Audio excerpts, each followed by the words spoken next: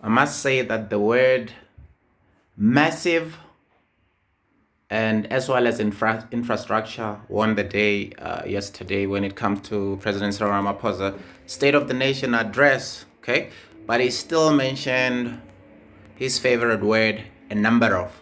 So for those who are taking shots with the word for a number of, I suppose Bekele wouldn't be angry with them because it was sort of a moderate way of President Ramaphosa's usage of that word.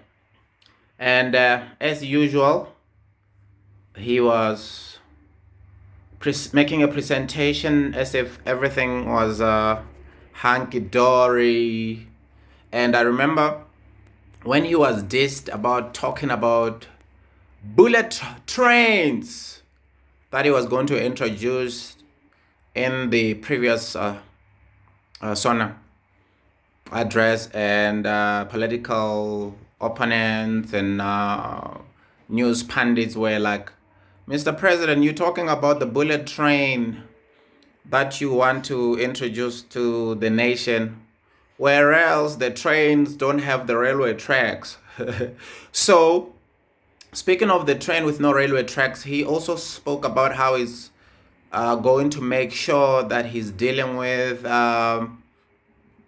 sabotage of the railway tracks. And I must point out that I was speaking to my mom's a couple of months ago, and she told me how back in the days they used to have railway police, basically the police that are responsible for the railway lines, the vast expanse of railway lanes in the whole of the republic. So the ANC government done away with the railway police. I don't know why, because the ANC government likes to expand departments. When you expand departments, it's a very beautiful opportunity for the government to grow and tax the people of South Africa more as they grow. You've had the president on the SONA. He spoke about 3 new agencies that he wants to implement.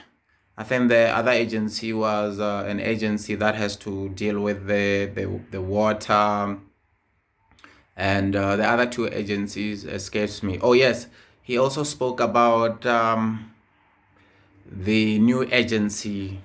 I guess that's a long time overdue.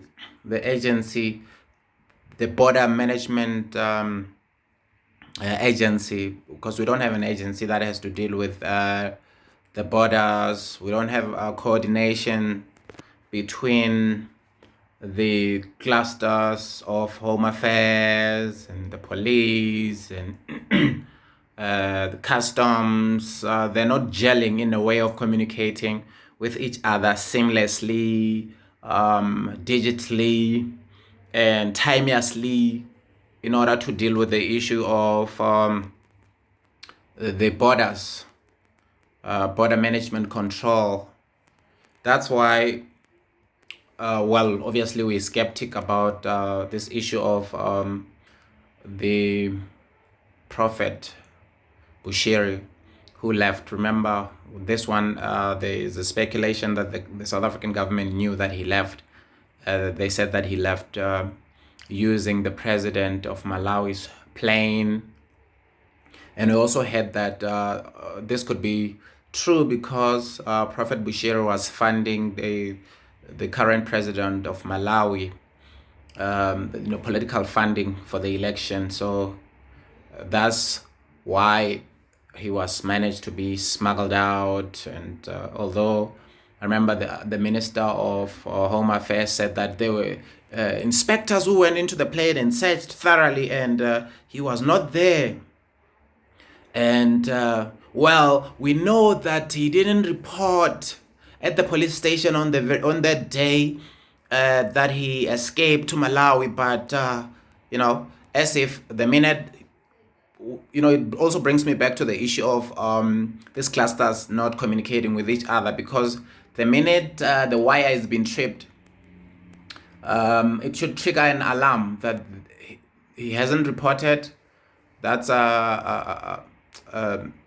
Prophet Bushiri hasn't reported the police station, and then the border agencies would then have been alerted so that he would be stopped from escaping.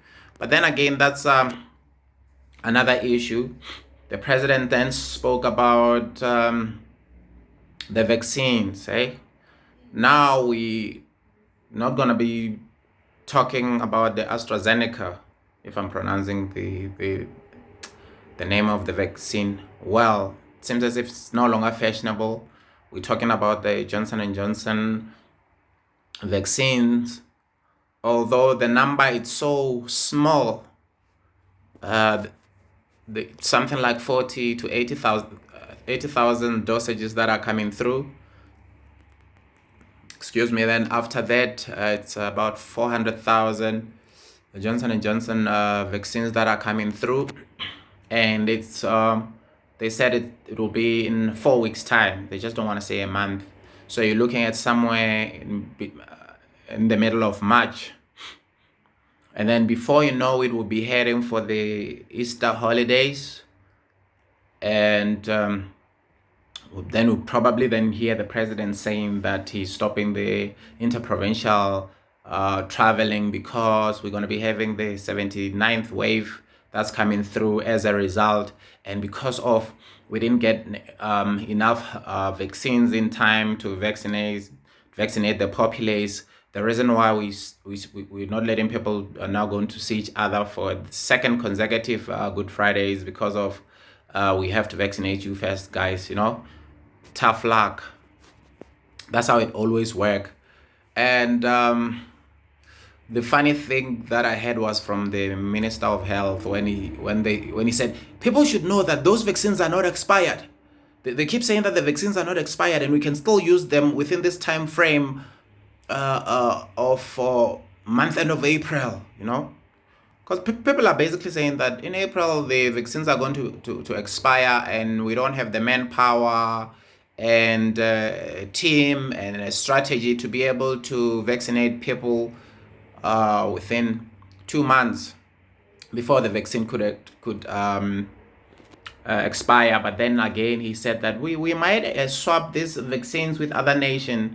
So first it was, okay, we're going to get the AstraZeneca vaccine, we're going to put them on hold for a second, and then after that what we're going to be doing is we're going to investigate them a little bit. The investigation here in South Africa, they take a long time. Like I said, by the time they're done with the investigation about the AstraZeneca vaccine, it will be July. They will be expired already, and that their efficacy is about 22%, and they said that they need 67% efficacy of the vaccine in order to acquire herd immunity slash population immunity. So that's not going to happen. And last time when the president was speaking, giving one of those servant meeting, which South Africans would like to call it family, because they feel like they're family member with President Ramaphosa, like he's their dad or grandpa or brother or something like that. So they call it family meeting. So the nation, which is what I call the address, the COVID-19 address and regulations update. He once said that at a time for kissing and hugging is a thing of the past. So yesterday, he also said something along the line, it's time to be serious now when it comes to corruption and fraud, as if, I guess, they were not serious. It's like he's giving away the game that they were not serious with corruption and crime. And then he spoke about 4 pointers of how to turn around the economy, the investment, and job creation, a rehearsed public works temporary jobs that they would normally give it to the people here. And I forgot what he termed it now. See, and he said that at least 500,000 people will be employed temporarily. And also the ANC's big campaign. Remember the ANC, the electorate, about 60% of the electorate comes from villages and countryside. So he campaigned once again by extending the 350 rands fund to the unemployed, which would nicely coincide with around the time when we're going to be having the local elections with the IEC. Remember, they've postponed it. So nice campaign injection of money there to again put the populace to sleep and also vote for the ANC government. So nothing new. He also spoke about the amount of money that they had given to small businesses to help them, somewhere along, 13 billion and so forth, of which, if you go and check how much money that the small and medium businesses needed in order to be afloat, that amount is just nothing. It's a quarter. It's a quarterly amount of money that small business normally do make. So really, so it would be about 120 billion that would have been required just to keep the small and medium businesses afloat. But they've been given a quarter of that amount, which is disappointing. And you saw it, there were lame clapping of hands, nothing of consequence. And after that, as usual now, the media are having a terrible time trying to defend the president now. You see, you can see they're slowly now really having difficulties to defend the president. He didn't come with a specific of how to stimulate the economy. He still spoke about the need to balance livelihood and the lockdowns. It's all talk. So there's no specificity of how that is going to be done.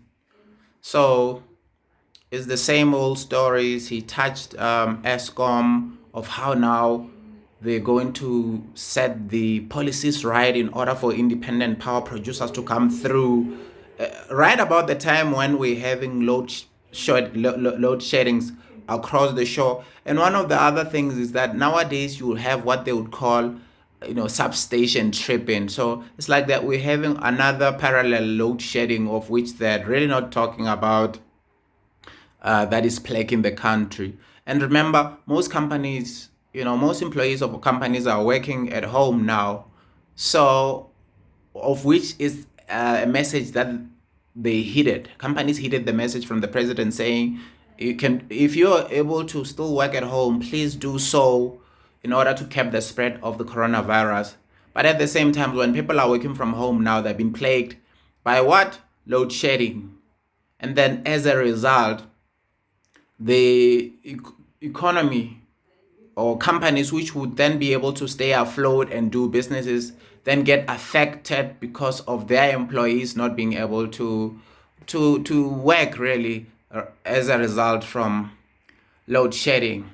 So all in all, again, it was about conferences about conferences. He also boasted about the new cities that he's been building. Yeah?